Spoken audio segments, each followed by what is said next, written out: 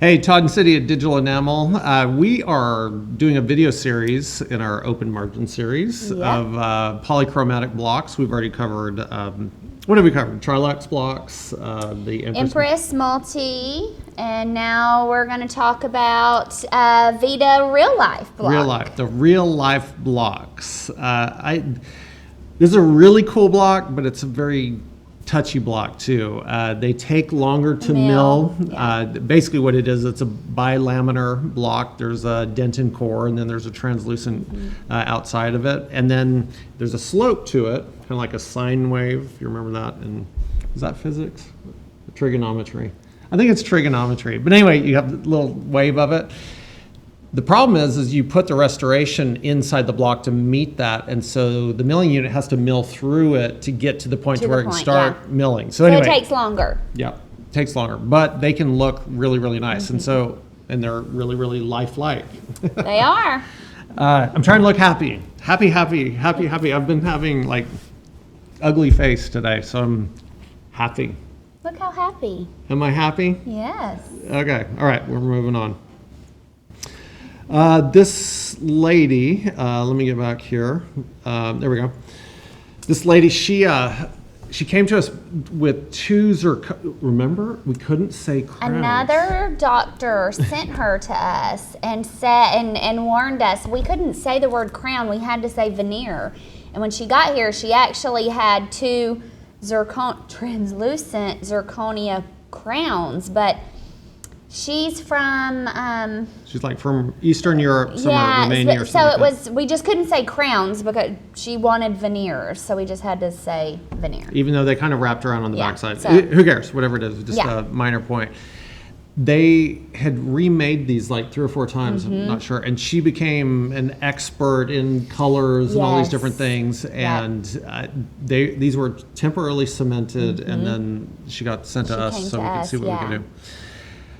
There was a lot of ortho things involved with this that we had to get cleared up too. But what we decided to do is, I was like, let's get these off because, believe me, zirconia can look good in the anterior, but I think we don't need zirconia in the anterior because it's so much more difficult. And if you're a lab technician, that's why I'm trying to be happy. Here I am happy. I'm so happy about zirconia.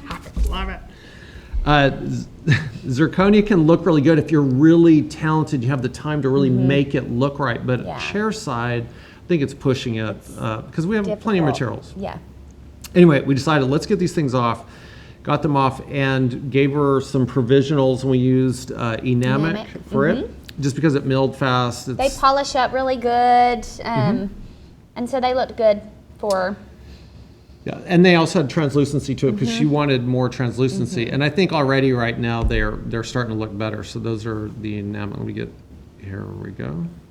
I kind of got off kilter. There we go. All right. So in the software, and this was done with the OmniCam a couple years ago, the enamic material can also be layered, so you can get a little bit more translucency. It's not as translucent as like the Trilux or the Trilux Forte, but you get some. Yeah. And we were just using this as provisional anyway. We let her bleach, right? How long do you think?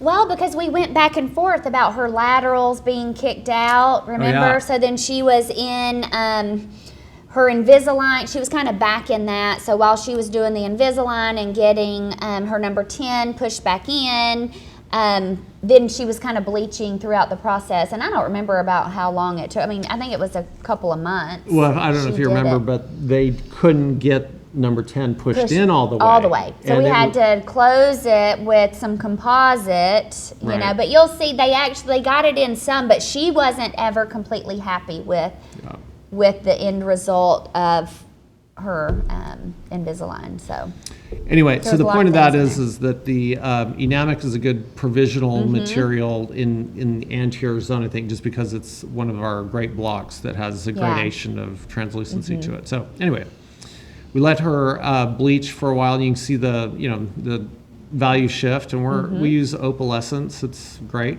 right? You use it? Yeah. I use it. Yep. See how white? Yeah, I should use it. Yeah.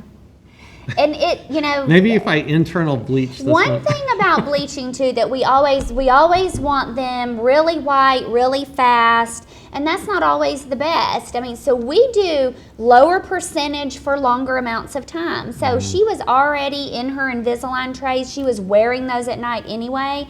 So use a lower percentage and sleep in them to keep sensitivity down. So just giving somebody 35% and telling them to go away, and now their teeth are sensitive, so they can really only do it every other day or every third day.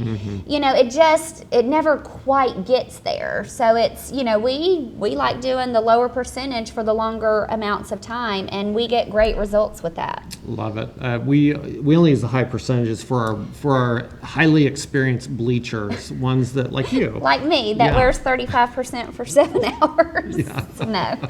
But yeah. So we do use them, but lower percentage for her for sleeping in it was good. So when she was ready to have them switched out, start on new files completely, refine the preparations, and use biocopy from the enamic restorations, because we dialed those in. You can see in the software right now, number 10, I already added bonding to it to get that diastema closed. At the very end of the software in the manufacturing stage, you move the restoration within that block. And when you see the restoration in that graphic, you can see that it has to mill all the way through that end, and then it can start milling. But where I usually put it in there is where the dentin part of it just shows up through the gingival third, because then the enamel portion of it right in that body still has a lot of the color, the chroma, showing through. And then you let it, if you look at the picture all the way on the right, you have control of where that incisal edge starts to become really, really translucent. And the translucencies of this real life block is very similar to the translucency at that very edge of the Trilux block. So you know that that's going to be pretty translucent. And they ended up turning out pretty good. They turned out really good, and she was happy with it. So we got the bonding closed up on number 10. The real life block, when you're looking at it, there's no blue painted at the incisal edge, which quite frankly, sometimes that can be not so great. The longer we're in this business, the less I'm painting like defined blue in there, because like when you see somebody from the side, you can it looks like Dallas Cowboy blue sometimes on the edge. And so I mean, we've had that before and we've done it, but the more I think we know about materials and how to use them and when to use them, the less we have to do that, I think. So in this particular case, rather than adding translucency to it, you pick a ceramic that has a translucency. And then one last little thing, and you girls taught me this about, what is it called where you do it on your makeup? Oh, contouring. Contouring, whatever that is. So the contouring of this is putting something dark next to something light. And if you look real deep in the midline on those two, if you just take glaze that has a little bit of white in it, like the fluo, or the Lumen or Lumen Plus, and just to define the corners and the incisal edge, it definitely makes the restoration fit at the very end, like it stops. Very defined. So anyway, the real life block is one of our real life favorites. Yes, it is. And I'm happy. For real I'm life. trying to be happy.